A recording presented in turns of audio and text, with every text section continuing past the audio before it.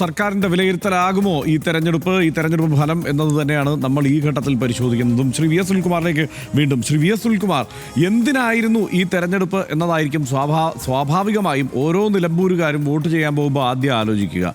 അങ്ങനെ നോക്കുമ്പോൾ അൻവറിന് വോട്ട് ചെയ്യണമോ എന്നതല്ല, അതിനപ്പുറം അൻവർ ഉയർത്തിയ പ്രശ്നങ്ങൾക്ക് വോട്ട് ചെയ്യണോ, ആ പ്രശ്നങ്ങൾക്ക് ഒരു പരിഹാരമുണ്ടാകാൻ വോട്ട് ചെയ്യണോ എന്നുള്ള ചിന്ത വലിയൊരു വിഭാഗം ആളുകൾക്കിടയിൽ ഉണ്ടാകുമെന്ന് തന്നെയാണ് വിലയിരുത്തപ്പെടുന്നത്. അങ്ങനെയെങ്കിൽ സർക്കാർ വിരുദ്ധ വോട്ടുകളായി അവ മാറില്ലേ? അതിൽ പ്രത്യേകിച്ച് തൃശ്ശൂർ ഈ പൂരം അടക്കമുള്ള വിഷയങ്ങൾ വന്നിട്ടുണ്ടല്ലോ. അങ്ങനെ കുറേയേറെ വിഷയങ്ങൾ, സർക്കാരിൻ്റെ RSS വൽക്കരണം എന്നതടക്കമുള്ള ആരോപണങ്ങൾ, അതൊക്കെ എത്രത്തോളം നിലനിൽക്കുന്നതാണ് എന്നത് മറ്റൊരു കാര്യം. പക്ഷേ ഈ പ്രശ്നങ്ങൾ, ഈ ഇഷ്യൂസ്, ആ ഉയർത്തിയ പ്രശ്നങ്ങൾ അവിടെയുണ്ട്. അതിന് വോട്ട് ചെയ്യുമോ?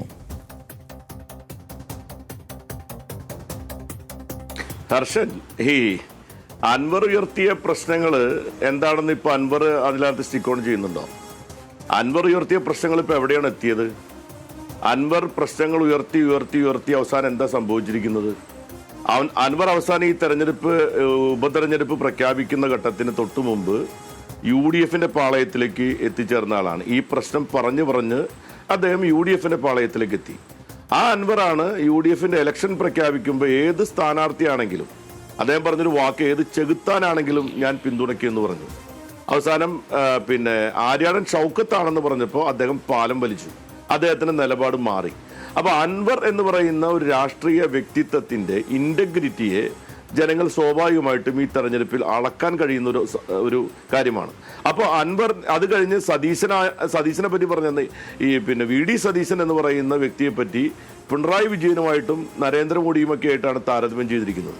അപ്പോൾ അൻവർ ഉയർത്തിയിരിക്കുന്ന ഇഷ്യൂ പലപ്പോഴും പല രീതിയിലും ഇവിടുത്തെ മാധ്യമ പ്രവർത്തകർക്ക് പോലും എന്താണെന്ന് മനസ്സിലാക്കാൻ കഴിയാത്ത പല കാര്യങ്ങളാണ്. ഇപ്പൊ ഈ മറ്റേ ഒരു സിനിമയിൽ ശങ്കരാടി എൻ്റെ കയ്യിൽ എല്ലാ രേഖയും ഉണ്ട് എന്ന് പറഞ്ഞ അവസാനം കൈരേഖ കാണിച്ചു കൊടുക്കുന്ന പോലെയുള്ള പല സന്ദർഭങ്ങളും ഇതുമായി ബന്ധപ്പെട്ടുകൊണ്ട് നമ്മുടെ ഈ രാഷ്ട്രീയത്തിൽ അൻവർ ഉയർത്തിയിട്ടുണ്ട്. അപ്പൊ അൻവർ ഉയർത്തിയിട്ടുള്ള രാഷ്ട്രീയ വിഷയങ്ങൾ എന്താണെന്ന് അദ്ദേഹത്തോട് തന്നെ ചോദിക്കേണ്ടത്. അല്ല, ഇതിനകത്ത്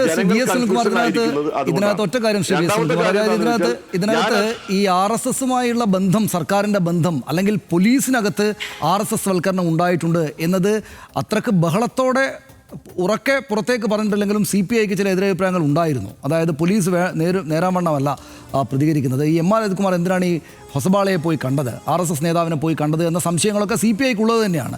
അപ്പോൾ കുറച്ച് കടത്തി പറഞ്ഞതുകൊണ്ട് അൻവർ പുറത്തായി പോയി എന്നല്ലാതെ ആ വിഷയം അവിടെയുണ്ട് എന്ന് CPI VS സുനിൽകുമാർ ഉള്ളിലെങ്കിലും സമ്മതിക്കേണ്ടി വരില്ലേ? അല്ല സനീഷ്,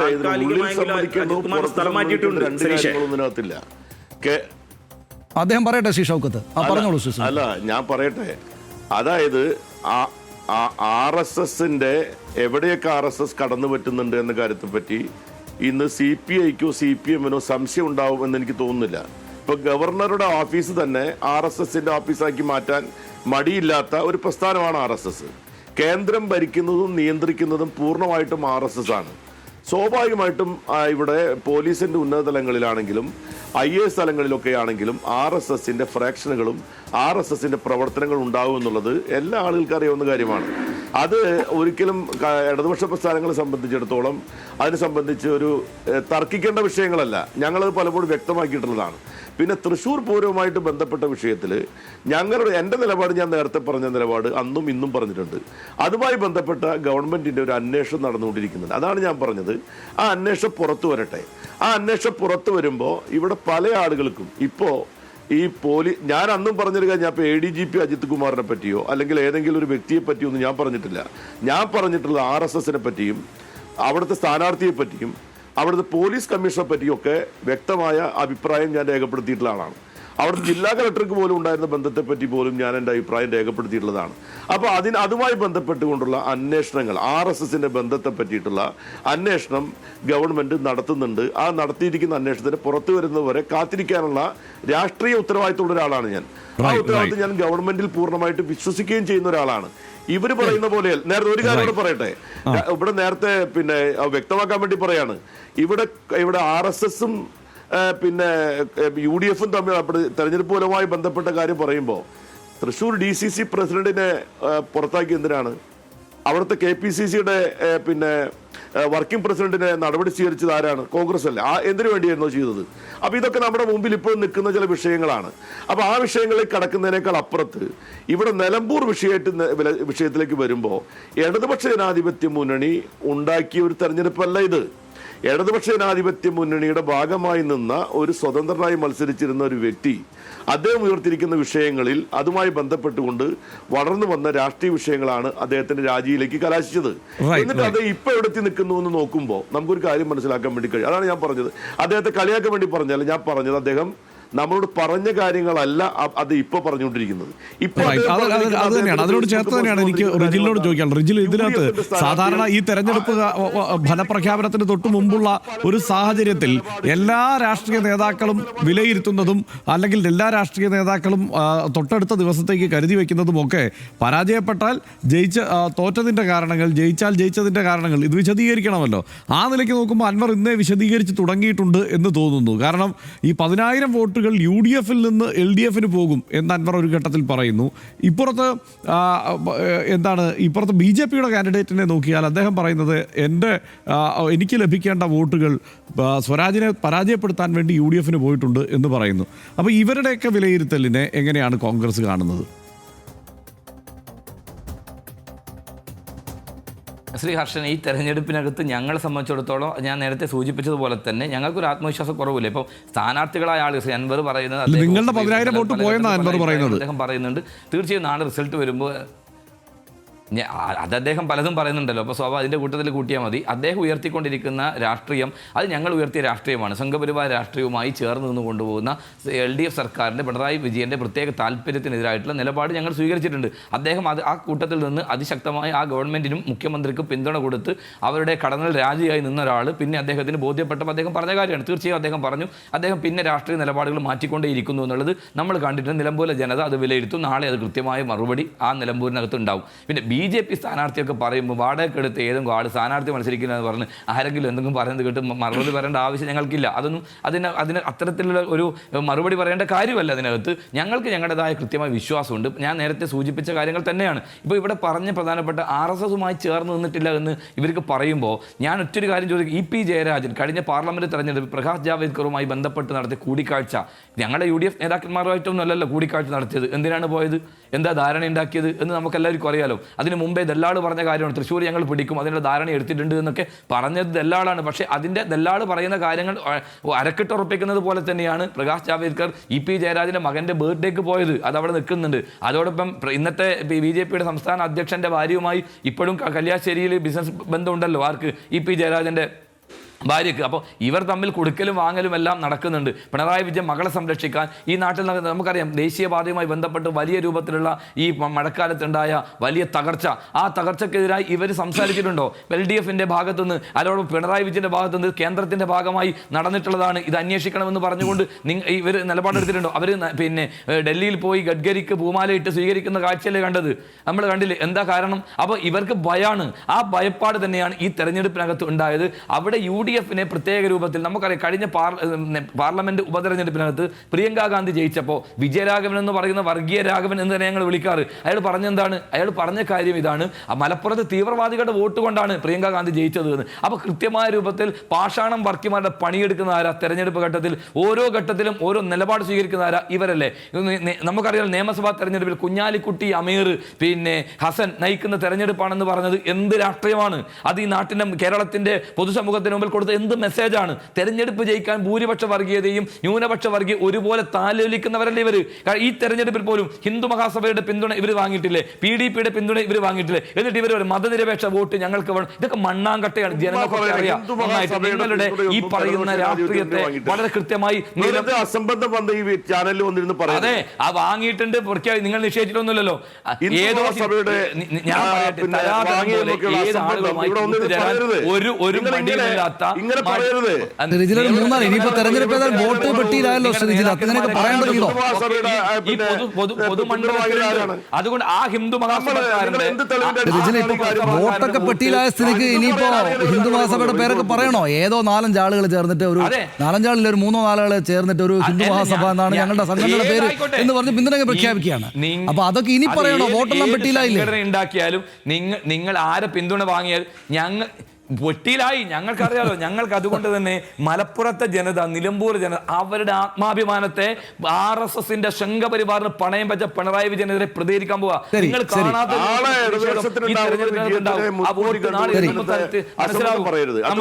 ശരി ഒന്ന് ഞാൻ അങ്ങോട്ട് വരാം, ഷൗക്കത്തിലേക്ക് പോകണം. അതിനു മുമ്പ് ശ്രീ റിജിൽ മാക്കുട്ടി, ഞാനൊരു കാര്യം നിങ്ങൾ താങ്കളുടെ മുന്നിലേക്ക് വെക്കുകയാണ്. താങ്കളുടെ പാർട്ടിയുടെ ആണെന്ന് പറഞ്ഞിട്ട് ചില ആളുകൾ ഞങ്ങളുടെ ചാനൽ ബഹിഷ്കരിക്കണം എന്ന് പറഞ്ഞിട്ട് ഒരു വാട്സപ്പിലൂടെ പ്രചരണം നടത്തുന്നുണ്ട്. മറ്റു 3 ചാനലുകൾക്കൊപ്പം ഫോട്ടോ വെച്ചിട്ട് മലയാളം കാണരുത്, കോൺഗ്രസിനെതിരെ നിരന്തരം പ്രവർത്തിക്കുകയാണ് ഈ 4 ചാനലുകൾ, അതിൽ ന്യൂസ് മലയാളം ഉണ്ട്, അത് കാണരുത് എന്ന് പറഞ്ഞിട്ട് പ്രചരിപ്പിക്കുന്നുണ്ട്. ഇപ്പോൾ ഞങ്ങളെ കാണുന്ന കോൺഗ്രസ്സുകാർ ഒരുപാട് ആളുകൾ ഞങ്ങളെ വിളിച്ച് ചോദിക്കുകയാണ് എന്താണ് ഇങ്ങനെ സംഭവിക്കുന്നത്, നിങ്ങൾ വളരെ നിഷ്പക്ഷമായിട്ട് വാർത്ത കൊടുക്കുന്ന, കഴിഞ്ഞ ദിവസങ്ങളിലാണെങ്കിൽ ആര്യാടൻ ഷൗക്കത്ത് വിജയിക്കാനാണ് സാധ്യത എന്ന് ആവർത്തിച്ച് എഡിറ്റോറിയൽ പരിപാടികളിൽ പറയുന്ന ന്യൂസ് മലയാളത്തെ ഇങ്ങനെ ബഹിഷ്കരിക്കണമെന്ന് എന്തിനാണ് കോൺഗ്രസ് ഞങ്ങളുടെ പാർട്ടിക്കാർ തന്നെ പറയുന്നതെന്ന് കോൺഗ്രസ്സുകാർ വന്ന് ചോദിക്കുകയാണ്. കോൺഗ്രസ്സുകാർ വിളിച്ചു ചോദിക്കുകയാണ്, അവരയച്ചു തരികയാണ്. ഇതെന്തിനാണ്, ഇത് ആരായി ചെയ്യുന്നത്? നിങ്ങളുടെ ആളുകൾ തന്നെയാണോ?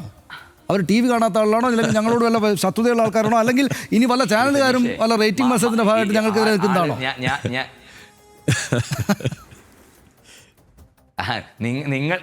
നിങ്ങളൊക്കെ എടുത്ത നിലപാടുകൾ ആ നാട്ടിൽ ജനങ്ങളൊക്കെ കണ്ടിട്ടുണ്ട്. അപ്പൊ അത് ശരി, നിങ്ങളാണ് ഇതിന്റെ പിന്നിൽ. അപ്പൊ ഞങ്ങളുടെ ചാനൽ ബഹിഷ്കരിക്കണം നിങ്ങൾ പറഞ്ഞാണോ റിജിലെ? റിജിൽ നമ്മൾക്കൊരു 10-22 വർഷമായിട്ടെങ്കിലും അറിയാമല്ലോ, നേർക്കുനേർ അറിയാമല്ലോ. അപ്പൊ ഇത് നിങ്ങൾ ഏറ്റെടുക്കുകയാണോ? സനീഷ്, ഇത് നിങ്ങൾ ഏറ്റെടുക്കുകയാണോ?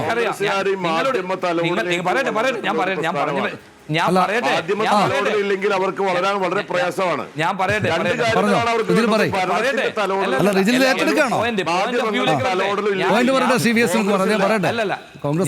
ഞാൻ പറയട്ടെ ഇതൊക്കെ സോഷ്യൽ മീഡിയക്കകത്ത് ആരെങ്കിലും എഴുതിക്കൊണ്ടിരിക്കുന്നതിനെ കുറിച്ച് മറുപടി പറയേണ്ട ഉത്തരവാദിത്വം ഞങ്ങൾക്കില്ല. സ്വരാജ് എന്ന് പറയുന്ന സ്ഥാനാർത്ഥി നിങ്ങളുടെ സഹപ്രവർത്തകനായി നിങ്ങൾ ഞങ്ങൾ എന്ത് ചെയ്യാനാണ്? രാഹുൽ മാങ്കൂട്ടത്തിലാണ് ആദ്യമായിട്ടൊരു ഫോട്ടോ ഇട്ടിട്ട് ഇദ്ദേഹം മഹാനാണ്, ഇദ്ദേഹത്തെ വിളിച്ചുകൊണ്ടൊരു ധൈര്യം ഉണ്ടെങ്കിൽ എന്ന് പറഞ്ഞത്, ഹൈപ്പുണ്ടാക്കിയത്. അബ്ദുൾ വഹാബ് അദ്ദേഹത്തിന് കൈ കൊടുക്കുന്ന വിഷ്വൽസ് വന്നു. ഇതുപോലെ തെരഞ്ഞെടുപ്പ് ആകുമ്പോൾ അങ്ങോട്ടും ഇങ്ങോട്ടും ആളുകൾ നല്ല സ്ഥാനാർത്ഥിയാണെന്നൊക്കെ പറയില്ലേ? ഈ 2 സ്ഥാനാർത്ഥികളെയും കുറിച്ച് അവരുടെ പോസിറ്റീവായിട്ടുള്ള കാര്യങ്ങളൊക്കെ പറഞ്ഞ് ഞങ്ങൾ അവിടെ പോയിട്ട് ജോലി ചെയ്ത ആൾക്കാരാണല്ലോ റിജിലെ. അപ്പോൾ റിജിൽ നാളെ മത്സരിക്കുമ്പോൾ ഞങ്ങൾ റിജിൽ നല്ല ചെറുപ്പക്കാരനായുള്ള നേതാവാണ് എന്ന് ഞങ്ങൾ പറയില്ലേ? അതിനനുസരിച്ച് റിജിലൊപ്പം ഞങ്ങൾ നിൽക്കുന്നു എന്നാണോ? നിങ്ങൾക്ക് നിങ്ങളുടേതായ മാധ്യമ പ്രവർത്തനത്തിന് നിലപാടുണ്ടാവും, നിങ്ങൾക്ക് രാഷ്ട്രീയ വിശ്വാസമുണ്ട്. അതുകൊണ്ട് ഞാൻ പറഞ്ഞു വന്നത്, നിങ്ങളൊക്കെ എടുത്ത ഞാൻ നിങ്ങളൊക്കെ ഡിബേറ്റ് ഒരു ദിവസം നിങ്ങൾ 3 പേര് നിങ്ങൾ വേറെ റിപ്പോർട്ടും നടത്തി, അതിനകത്ത് ശ്രീ ഹർഷനും സനീഷും അതോടൊപ്പം മലപ്പുറത്ത് നിങ്ങൾ റിപ്പോർട്ടുണ്ട്, അദ്ദേഹത്തിന്റെ പേര് എനിക്ക് ഓർമ്മയില്ല, ഞാൻ ഫുൾ ടെസ്റ്റ് കണ്ടതാണ്. ആ കണ്ടപ്പോൾ നിങ്ങൾ ഒരു ചർച്ച കണ്ടു, ഒരു ചർച്ച നിങ്ങൾ കണ്ടു, അതാത് ദിവസത്തെ വിഷയങ്ങൾ സ്വരാജിനെ പറ്റി വിഷയം ചർച്ച ചെയ്യുമ്പോൾ സ്വരാജിന്റെ കാര്യങ്ങൾ ചെയ്യും. ഞാൻ ഒരു കാര്യം പറയാം റിജിലെ, നാളെ റിജിൽ എവിടെയെങ്കിലും തെരഞ്ഞെടുപ്പ് മത്സരിക്കുമ്പോൾ ഞാൻ പറയും റിജിലിനെ എനിക്ക് നേരത്തെ അറിയാം, കണ്ണൂരുകാരനാണ്, ഞാൻ അയാൾ കോളേജ് പഠിക്കുമ്പോൾ തന്നെ കണ്ടിട്ട് റിജിൽ നല്ല ചെറുപ്പക്കാരനാണ്. ഞാൻ പറഞ്ഞാൽ ഞാൻ കള്ളം പറയുന്നതാണെന്ന് നിങ്ങൾ പറയരുത്. അതെ, സെക്യുലർ ആണ്, നല്ല ചെറുപ്പക്കാരനാണ്, അയാൾ നിയമസഭയിലേക്ക് പോകുന്നത് ഞാൻ പറഞ്ഞാൽ അത് നിങ്ങൾ റിജിൽ മാക്കുട്ടി പണിയെടുക്കലേ നാട്ടുകാരോട് തോന്നില്ലേ? നിങ്ങൾ നമ്മുടെ നേതാക്കളെ കുറിച്ച് നല്ല വാക്ക് പറയും. ഇപ്പൊ അബ്ദുൾ വഹാബ് പറഞ്ഞില്ലേ കാറ് കണ്ടപ്പോ? ഞാൻ പറയട്ടെ, അത്തരത്തിൽ ഞങ്ങളുടെ പാർട്ടി, ഞങ്ങളുടെ പാർട്ടിയോ പാർട്ടിയുടെ നേതൃത്വമോ നിങ്ങളെ പാർട്ടി ചാനൽ ബഹിഷ്കരിക്കണമെന്നോ അങ്ങനെ നിലപാടെടുത്തിട്ടില്ലല്ലോ. ഞങ്ങൾ അതെനിക്കറിയാം, ഞാനത് ഒന്ന് ശ്രദ്ധയിൽപ്പെടുത്തിയേ ഉള്ളൂ. കാരണം ഞങ്ങളോട് ഇത് വിളിച്ച് പറയുന്നത് CPM-കാരല്ല അല്ലെങ്കിൽ BJP-കാരല്ല, ഞങ്ങളോട് ഇത് പറയുന്നത് കോൺഗ്രസ്സുകാർ തന്നെയാണ്. കാര്യം പറഞ്ഞു തീർത്താം. അതായത് ഈ പറയുന്ന വളരെ വളരെ വളരെ ഡെഡിക്കേറ്റഡ് ആയിട്ടുള്ള കോൺഗ്രസ് പ്രവർത്തകരാണ്. നിങ്ങളുടെ ചാനൽ ഞങ്ങൾ കാണുന്നുണ്ട്, നിങ്ങളുടെ ചാനൽ വളരെ നിഷ്പക്ഷമാണല്ലോ, കോൺഗ്രസിനെതിരെ ഒന്നും പ്രത്യേകമായിട്ട് പറഞ്ഞില്ല, എല്ലാവരോടും പറയുന്ന പോലെ പറഞ്ഞിട്ടുള്ളൂ. പക്ഷേ നിങ്ങളെ ബഹിഷ്കരിക്കണം എന്ന് പറഞ്ഞാൽ ഞങ്ങളുടെ പേരിൽ വരുന്നു, ഞങ്ങളല്ല കേട്ടോന്ന് സാധാരണ കോൺഗ്രസ് പ്രവർത്തകരും പറയുന്നുണ്ട്. അതുകൊണ്ട് ഞാനത് സൂചിപ്പിച്ചതേ ഉള്ളൂ. എന്റെ പോയിന്റ് ഇതാണ്, ഞങ്ങളുടെ പാർട്ടി നിങ്ങളുടെ ചാനൽ ബഹിഷ്കരിക്കാൻ തീരുമാനിച്ചാൽ ഞാൻ ഈ ചർച്ചയിൽ വരില്ല. അങ്ങനെയാണല്ലോ ഞങ്ങളുടെ ഡിപ്പാർട്ട്മെന്റ് ഈ ചാനലിലേക്ക് അയക്കില്ലല്ലോ. ഇതിന് തൊട്ട് മുമ്പ് 7 മണിക്ക് രാഹുൽ മാങ്കൂട്ടത്തിലായിരുന്നു അതിഥി, അതുകൊണ്ട് ഞങ്ങൾക്ക് ആ പ്രശ്നമില്ല. ഞങ്ങൾ പറഞ്ഞതേ ഉള്ളൂ. നമ്മൾ ഷൗക്കത്ത് ഞാനൊന്ന് പറഞ്ഞു പോയെന്നേ ഉള്ളൂ. ഈ നമ്മുടെ ഒരുപാട് ആളുകൾ അയച്ചിട്ടാണ് ചർച്ച ചെയ്യുന്നത്. ശ്രീ ഷൗക്കത്ത് ഇവിടെ ഷൗക്കത്ത് അൻവർ തോൽക്കുന്ന കാര്യത്തിൽ യാതൊരു സംശയവും അദ്ദേഹത്തിന് ഇല്ല എന്നാണ് എനിക്ക് തോന്നുന്നത്. കാരണം അദ്ദേഹം അല്പസമയം മുമ്പ് ഇന്നലെയോ മറ്റോ പറഞ്ഞത് ഈ ഒളിഞ്ഞ പിണറായിയും തെളിഞ്ഞ പിണറായിയും തമ്മിലായിരുന്നു മത്സരം. അതിൽ തെളിഞ്ഞ പിണറായി തോറ്റിട്ട് ഒളിഞ്ഞ പിണറായി എന്ന് വെച്ചാൽ വി ഡി സതീശന്റെ നേതാവ് സ്ഥാനാർത്ഥി ആര്യാടൻ ഷൗക്കത്ത് ജയിക്കാനാണ് സാധ്യത എന്ന് അദ്ദേഹം പറഞ്ഞു. ഇന്നിപ്പോൾ ഒരു നിമിഷം ഇന്നിപ്പോൾ അല്പം മുമ്പാണെങ്കിൽ 10,000 വോട്ട് അപ്പുറത്തേക്ക് വരും. അപ്പോൾ ആര് ജയിച്ചാലും എൻ്റെ ഒരു പോയിന്റ് അവിടെ ഉണ്ടാകും എന്ന മട്ടിൽ PV അൻവർ എന്ന രാഷ്ട്രീയ തന്ത്രജ്ഞൻ, നല്ല തന്ത്രശാലിയായിട്ടുള്ള ആള് ഈ കാര്യങ്ങൾ പറയുകയാണ്. നാളത്തെ കാര്യം അദ്ദേഹത്തിന് അറിയാം, അദ്ദേഹം വല്ലാത്തതിൽ പിന്നോട്ട് പോകുമെന്ന്. അതല്ലേ കാര്യം? ഒരിക്കലുമല്ല. മത്സരം ഒളിഞ്ഞ പിണറായിയും തെളിഞ്ഞ പിണറായിയും എന്ന് അൻവർ പറഞ്ഞിട്ടില്ല. അപ്പുറത്ത് ഒരു ഭാഗത്ത് ഒളിഞ്ഞ പിണറായി ഉണ്ട്, മറുഭാഗത്ത് തെളിഞ്ഞ പിണറായി ഉണ്ട് എന്നാണ് പറഞ്ഞത്. അല്ലാതെ അവർ തമ്മിലാണ് മത്സരം എന്ന് PV അൻവർ പറഞ്ഞിട്ടില്ല. അത് സനീഷിന്റെ വ്യാഖ്യാനം. ഒളിഞ്ഞ പിണറായി ജയിക്കാം, ഞാൻ ജയിച്ചില്ലെങ്കിൽ ഒളിഞ്ഞ പിണറായി ജയിക്കും. പ്രോഗ്രാം കണ്ടു ഹർഷനും. പറഞ്ഞോ. അതെ അത് നിലപാടാണ്, മാറ്റമൊന്നും വന്നിട്ടില്ല. നിലപാടാണ്, മാറ്റമൊന്നും വന്നിട്ടില്ല. പിന്നെ സുനിൽകുമാർ സാർ പറഞ്ഞു PV അൻവർ ഉന്നയിച്ച വിഷയങ്ങളിൽ നിലപാടുകളിൽ അദ്ദേഹം ഇപ്പോൾ എവിടെ ഉണ്ട് എന്ന്. അപ്പോൾ നിങ്ങളത് ശരിവെച്ചു കൊടുത്തു. ഞാൻ ചോദിക്കട്ടെ, PV അൻവർ ഉന്നയിച്ച വിഷയത്തിൽ ഏത് വിഷയത്തിലാണ് ഒരു കടുമണി തൂക്കം PV അൻവർ പിറകോട്ട് വെച്ചത്? സുനിൽകുമാർ സാറിന് പറ.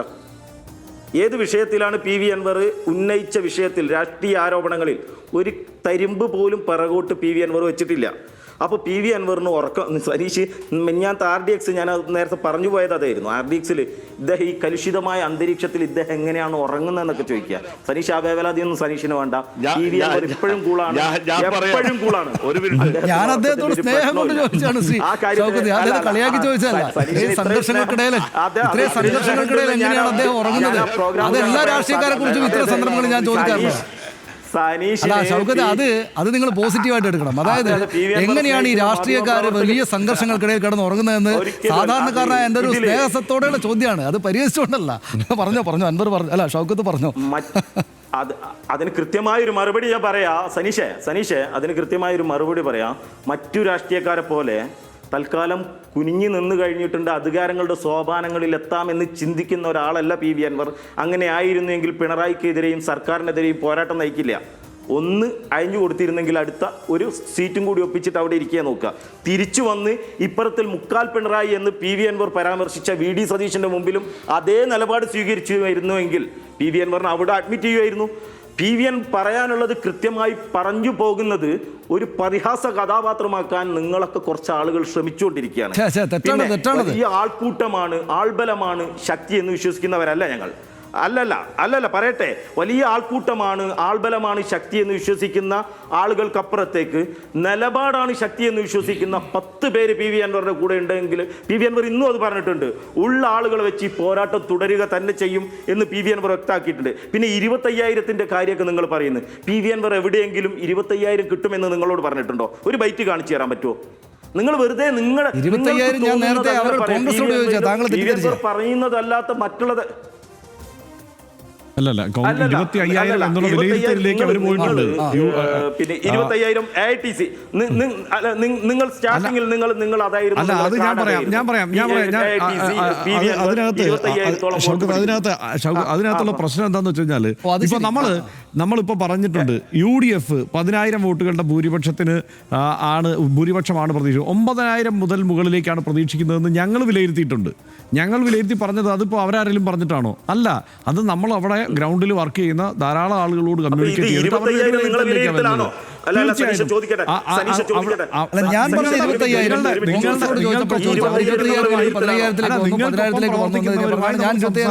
സ്വാഭാവികമായും അവിടെ നിന്ന് കിട്ടുന്ന വിവരമാണ്. അവർ തന്നെ പറയുന്നതാണ് നമ്മളൊരു 25,000 വോട്ട് വരെ പിടിക്കും എന്നാണ് അവരുടെ ഒരു വിലയിരുത്തൽ.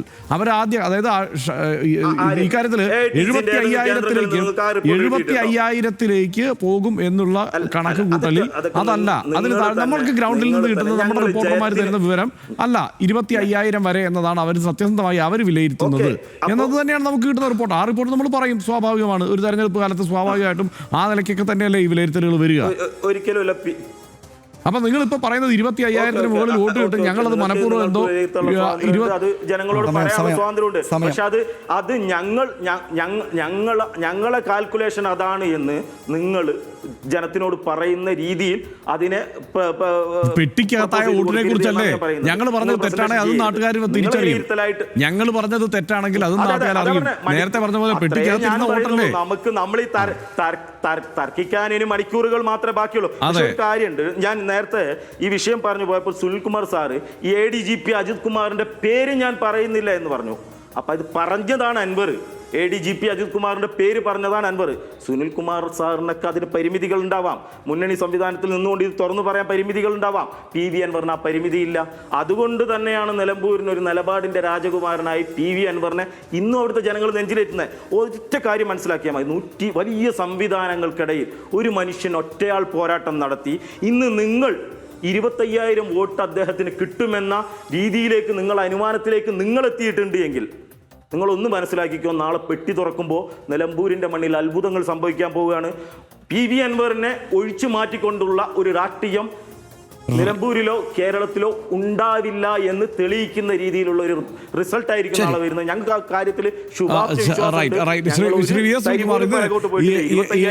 ഹിന്ദു മഹാസഭയുടെ പിന്തുണയൊക്കെ പറഞ്ഞപ്പോൾ നമ്മളടക്കം ഒരുമിച്ച് നിന്ന് അതിനെ എതിർത്തു. പക്ഷേ ഒരു പ്രശ്നം ഇന്നിപ്പോൾ വെള്ളാപ്പള്ളി നടേശൻ പറഞ്ഞിരിക്കുന്നത് എന്താണ്? ഹിന്ദു വോട്ടുകളുടെ ഏകീകരണം M സ്വരാജിന് അനുകൂലമായി ഉണ്ടായി എന്ന്. അങ്ങനെ സംഭവിച്ചിട്ടുണ്ടോ? അങ്ങനെ വർഗീയമായി ആ വോട്ടുകളുടെ ഏകീകരണം ഉണ്ടായിട്ടുണ്ടോ? മതേതര വിശ്വാസികളുടെ, ഈ നാടിനെ സ്നേഹിക്കുന്നവരുടെ ഒരു ഏകീകരണം സ്വരാജിന് വേണ്ടി അവിടെ നടന്നിട്ടുണ്ട്. അതിൻ്റെ വിജയമാണ് അവിടെ ഉണ്ടാകാൻ പോകുന്നത്. അതായത് ഇടതുപക്ഷം എടുത്തിരിക്കുന്ന കളങ്കമില്ലാത്ത സംശുദ്ധമായ വർഗീയ വിരുദ്ധ നിലപാടിന് ലഭിക്കുന്ന വോട്ടാണ് സ്വരാജിന് ലഭിക്കുക. ആ വോട്ട് കൊണ്ട് സ്വരാജ് അവിടെ വിജയിക്കും.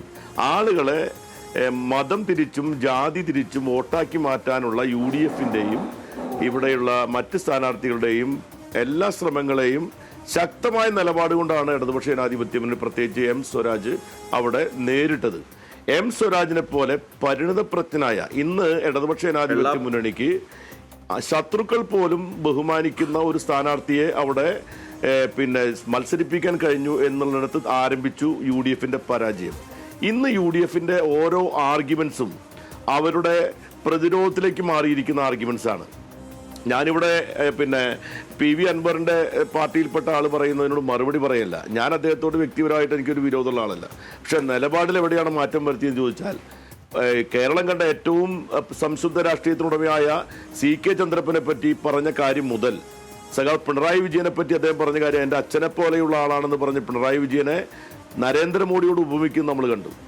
അത് കഴിഞ്ഞിട്ട് UDFിനെതിരെയും ലീഗിനെതിരെയും സംസാരിച്ച അവരുടെ പാളയത്തിലേക്ക് അത് കഴിഞ്ഞ് VD സതീശനുമായിട്ട് VD സതീശനെ അതിന് പകരം VD സതീശനെയും പിണറായി വിജയനെയും ഒരേ രീതിയിൽ വിലയിരുത്തുന്നത് നമ്മൾ കണ്ടു. മാറി മാറി വരുന്ന ഞാൻ സംസാരിച്ചത്. അതുകൊണ്ട് അല്ല സുനിൽകുമാർ സാർ, ഞാനൊരു പുറത്ത് നോക്കുന്ന ഒരാളെന്ന നിലയിൽ പറഞ്ഞ കാര്യങ്ങളാണ്.